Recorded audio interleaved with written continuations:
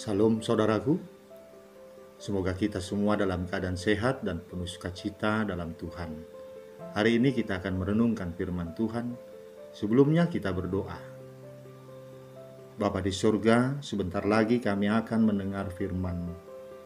Kiranya Roh-Mu yang kudus menerangi hati dan pikiran kami, agar kami sungguh memahami firman-Mu. Dalam nama anak-Mu Tuhan Yesus Kristus kami berdoa. Amin. Saya akan bacakan bagi kita firman Tuhan hari ini. Kidung Agung 2 ayat 8 sampai ayat 13. Dengarlah, kekasihku.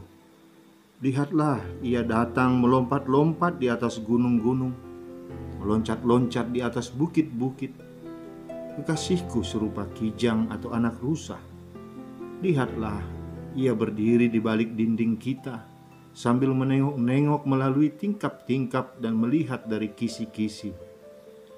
Kekasihku mulai berbicara kepadaku.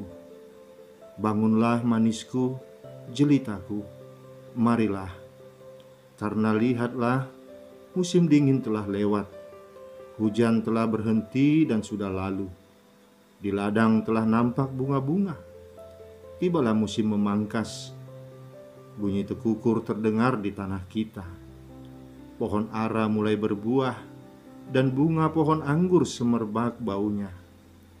Bangunlah manisku, jelitaku, marilah.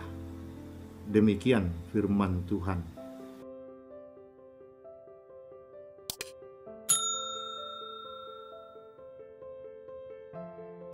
Saudaraku, Kitab Kidung Agung adalah kitab yang menggambarkan tentang hubungan cinta kasih antara mempelai laki-laki dan mempelai perempuan yang penuh dengan kisah-kisah romantis. Kisah ini dipandang juga sebagai gambaran hubungan cinta kasih Tuhan dengan umatnya Israel.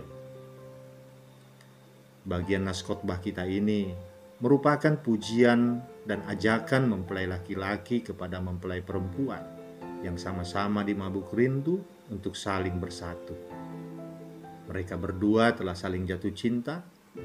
Kini tiba saatnya bagi mereka berdua untuk membangun cinta mereka. Begitulah Tuhan dan umatnya saling mencintai dan saling merindukan. Merindukan suara dan kehadiran masing-masing. Kita akan membagi nas bacaan kita ini menjadi dua bagian. Ayat 8 dan 9 merupakan ucapan dari mempelai perempuan kepada mempelai laki-laki. Dan ayat 10 sampai 13 ucapan mempelai laki-laki kepada mempelai perempuan. Di ayat 8 tadi dikatakan mempelai laki-laki melompat-lompat di atas gunung-gunung dan meloncat-loncat di atas bukit-bukit. Sejak dahulu gunung, bukit merupakan simbol dari kekuatan. Bisa juga sebagai gambaran penghalang dalam menempuh sebuah perjalanan. Tuhan datang melompat-lompat di atas gunung, meloncat-loncat di atas bukit. Artinya, kuasa Allah telah mengalahkan semua kekuatan yang ada di dunia ini. Kekuatan yang menghalangi hubungan cinta kasih antara Allah dan umat Israel. Penghalang terbesar antara cinta kasih Allah dan umatnya adalah dosa.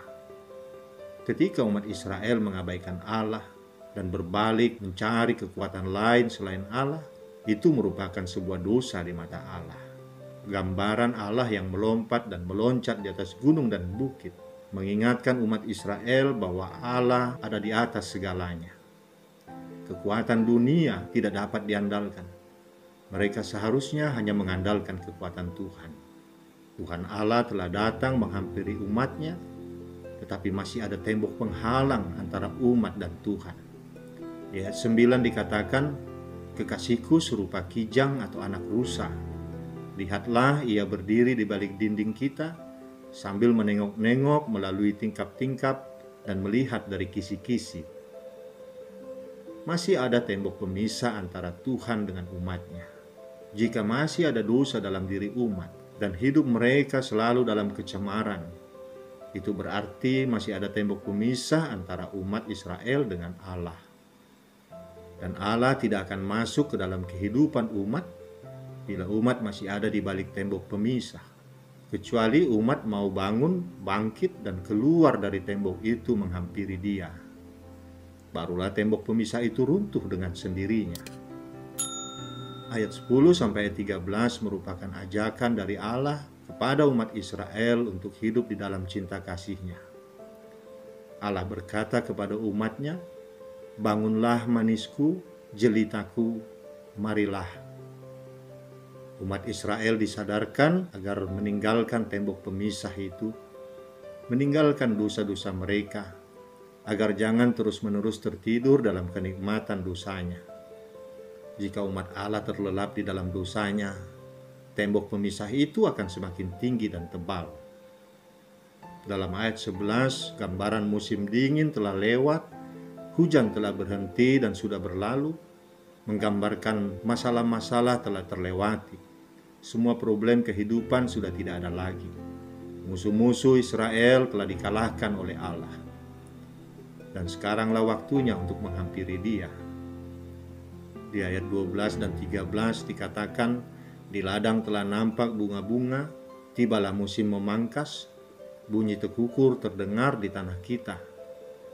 Pohon ara mulai berbuah dan bunga pohon anggur semerbak baunya." Ini merupakan gambaran dari musim yang baru. Allah mengajak umat Israel untuk hidup dengan cara yang baru, meninggalkan cara mereka yang lama, dan hidup bersama Allah dalam kehidupan yang baru. Dalam bacaan kita ini, 2 kali ditekankan supaya umat bangun dan sadar. Umat Israel diingatkan agar mereka tidak lagi menikmati dosa dalam kehidupan mereka yang kotor. Agar mereka bangun, bangkit, dan mencari Tuhan dengan cara yang benar. Saudaraku, oleh karena cinta kasih Allah akan dunia ini, maka kita pun beroleh cinta kasih-Nya. Melalui penebusan anaknya Tuhan Yesus Kristus akan dosa, maka maut telah dikalahkan. Tembok pemisah diruntuhkan. Orang-orang percaya harus bangun dari tidur lelapnya menyambut Kristus dengan sukacita. Melalui penebusan Tuhan Yesus, kita diajak untuk datang dan menghampiri Allah. Sudah tiba waktunya agar kita melihat dan merasakan kasih Allah di dalam hidup cinta kasih bersamanya. Di dalam Tuhan Yesus ada jaminan bahwa Dia akan menghalau semua masalah dalam kehidupan kita, agar kita merasakan keharuman kasih Allah yang tak berkesudahan itu, seperti bunga pohon ara dan bunga pohon anggur yang semerbak baunya. Ini ajakan dari Tuhan bagi kita semua, agar bangun dan bangkit datang menghampiri hadirat-Nya yang kudus.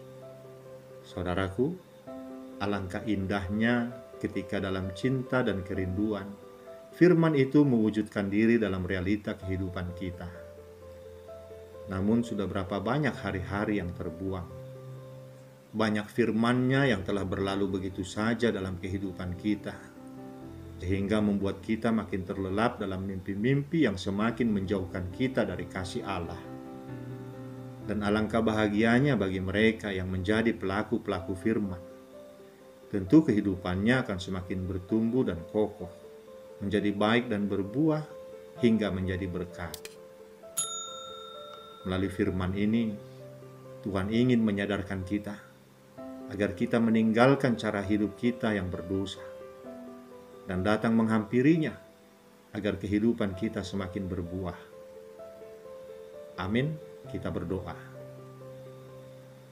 Bapa di surga, terima kasih atas firman-Mu yang mengingatkan betapa cintanya Engkau kepada kami umat-Mu.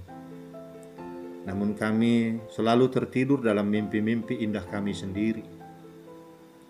Kami merancang kehidupan kami sendiri. Kami lupa Engkaulah perancang kehidupan terbaik. Engkau telah merancang kehidupan kami. Engkau mau memberikan yang terbaik bagi kami. Tapi kamilah yang selalu menolaknya. Ampuni kami Bapa. Kami mau datang ke hadirat-Mu. Kami mau meruntuhkan tembok-tembok pemisah. Kami mau meninggalkan dosa-dosa kami. Kami mau memadu cinta dengan Engkau. Terimalah kami Bapa. Hapuskan dosa kesalahan kami agar kami layak di hadapan-Mu. Kuatkan kami untuk melakukan firman-Mu Tuhan. Dalam nama anak-Mu Tuhan Yesus Kristus kami berdoa. Amin. Saudaraku, kita akan berjumpa lagi di lain waktu. Tuhan memberkati kita semua. Salam sehat, Salam.